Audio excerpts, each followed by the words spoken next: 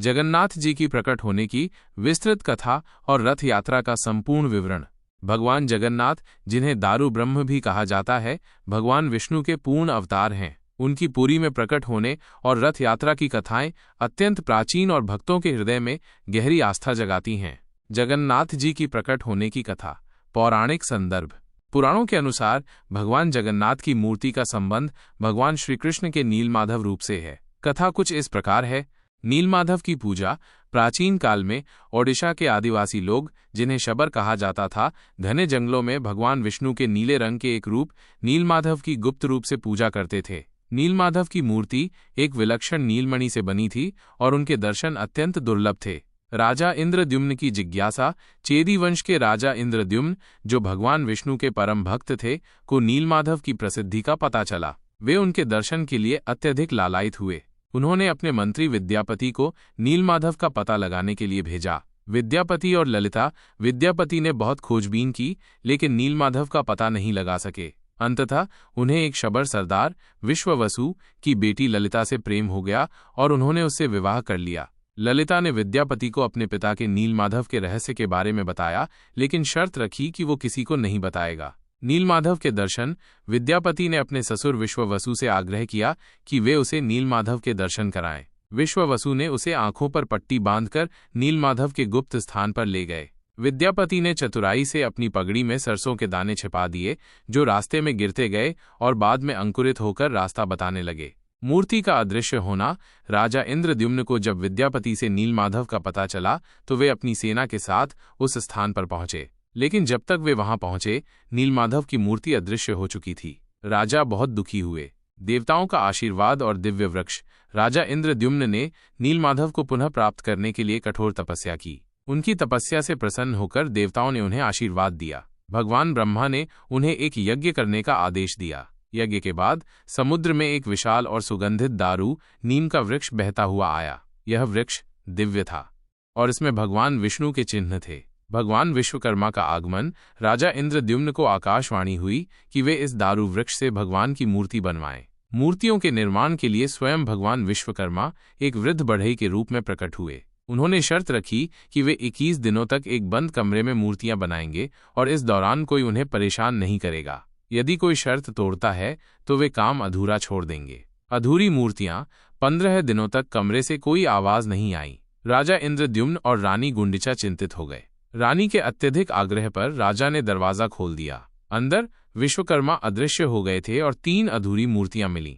भगवान जगन्नाथ बिना हाथ और पैर के, उनके बड़े भाई बलभद्र अधूरी भुजाओं के साथ और बहन सुभद्रा बिना भुजाओं के। मूर्तियों की स्थापना। राजा इंद्रद्युम्न को अपनी गलती का एहसास हुआ, लेकिन भगवान ने उन्हें दर्शन देकर बताया कि वे इसी अधूरे रूप में पूजे जाना चाहते हैं, क्योंकि वे भक्तों के भाव के भूखे हैं, शारीरिक पूर्णता के नहीं। राजा ने इन्हीं अधूरी मूर्तियों को पुरी के भव्य मंदिर में स्थापित किया, जो आज श्री जगन्नाथ मंदिर के नाम से प्रसिद्ध है। वार्षिक रथ यात्रा। एक विस्तृत अवलोकन।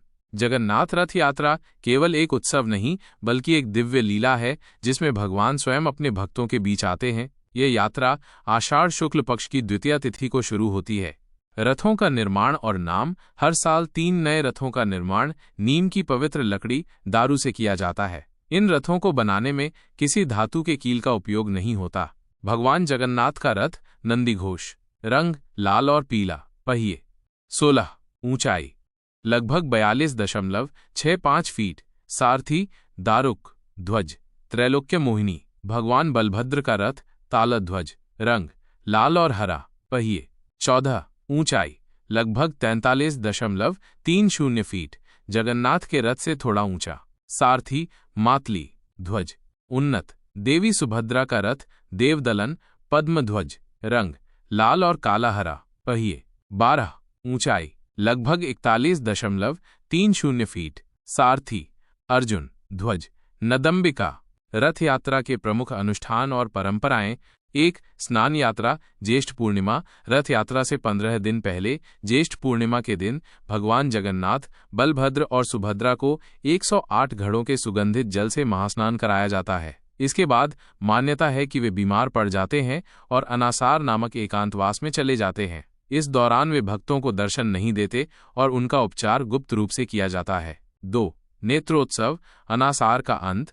अनासार अवधि के बाद रथ यात्रा से एक दिन पहले देवताओं को पुनः तैयार किया जाता है और उनकी आंखों को चित्रित किया जाता है। ये नेत्रोत्सव कहलाता है। 3.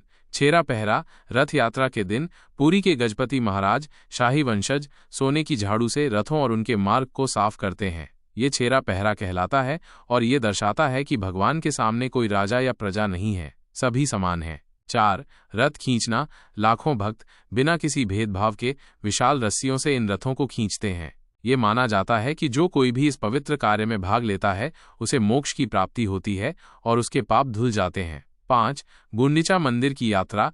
रथों को मुख्य जगन्नाथ मंदिर से लगभग 3 किलोमीटर दूर स्थित गुंडीचा मंदिर तक ले जाया जाता है। गुंडीचा मंदिर को भगवान की मौसी का घर माना जाता है। 6. हेरा पंचमी। गुंडीचा मंदिर में प्रवास के दौरान रथ यात्रा के 5वें दिन देवी लक्ष्मी भगवान जगन्नाथ की पत्नी गुंडीचा मंदिर आती हैं, क्योंकि भगवान उन्हें मंदिर में अकेला छोड़कर अपनी मौसी के घर चले गए थे। वह अपने पति की वापसी के लिए उनसे अनुरोध करती हैं और यदि वे नहीं मानते तो देवी लक्ष्मी गुस्से में एक रथ का कुछ हिस्सा तोड़ देती हैं। ये एक प्रतीकात्मक लीला है जो दिव्य संबंधों को दर्शाती है। 7. बहुधा यात्रा, वापसी यात्रा। गुंडीचा मंदिर में 7 दिनों तक प्रवास के बाद भगवान जगन्नाथ, बलभद्र और सुभद्रा अपने मुख्य मंदिर लौटते हैं। इस वापसी यात्रा को बहुधा यात्रा कहा जाता है। ये भी उतनी ही भव्यता और उत्साह के साथ मनाई जाती है। 8. सुना बेशा। बहुधा यात्रा के अगले दिन देवताओं को सुना बेशा में सजाया जाता है, जिसमें उन्हें भारी मात्रा में सोने के आभूषणों से अलंकृत किया जाता है। ये भक्तों के लिए एक अद्भुत दृश्य होता है। 9. अधरपणा। इसके बाद देवताओं को उनके रथों पर विशेष रूप से तैयार पणा, एक प्रकार का मीठा पेय का भोग लगाया जाता है, जिसे अधरपणा कहते हैं। ये भोग देवताओं को चढ़ाने के बाद भक्तों में वितरित नहीं किया जाता, बल्कि इसे रथ पर ही तोड़ दिया जाता है। 10. नीलाद्रि विजय, मंदिर में वापसी। अंततः देवता अपने मुख्य मंदिर के गर्भगृह में लौट आते हैं, जिसे नीलाद्रि विजय कहते हैं। इसी के साथ रथ यात्रा का समापन होता है। रथ यात्रा का महत्व। मोक्ष की प्राप्ति। ये माना जाता है कि रथ यात्रा में भाग लेने या भगवान के रथों के दर्शन करने मात्र से व्यक्ति को मोक्ष की प्राप्ति होती है और जन्म मृत्यु के चक्र से मुक्ति मिलती है। सामाजिक समरसता।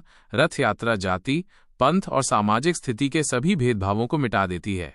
राजा से लेकर आम आदमी तक सभी एक साथ रथ खींचते हैं, जो सामाजिक समरसता और भाईचारे का प्रतीक है। भगवान का भक्तों से मिलन यह अनूठा उत्सव है, जहां भगवान स्वयं अपने भक्तों के बीच आते हैं और उन्हें दर्शन देते हैं, जिससे भक्तों और भगवान के बीच एक गहरा आध्यात्मिक संबंध स्थापित होता है। सांस्कृतिक विरासत। रथ यात्रा ओडिशा की समृद्ध सांस्कृतिक और धार्मिक विरासत का एक महत्वपूर्ण हिस्सा है, जिसमें पारंपरिक संगीत, नृत्य, भजन कीर्तन और अन्य कला प्रदर्शन शामिल होते हैं। यह उत्सव सदियों से लाखों भक्तों की आस्था का केंद्र रहा है और हर साल ये भव्य रूप से मनाया जाता है।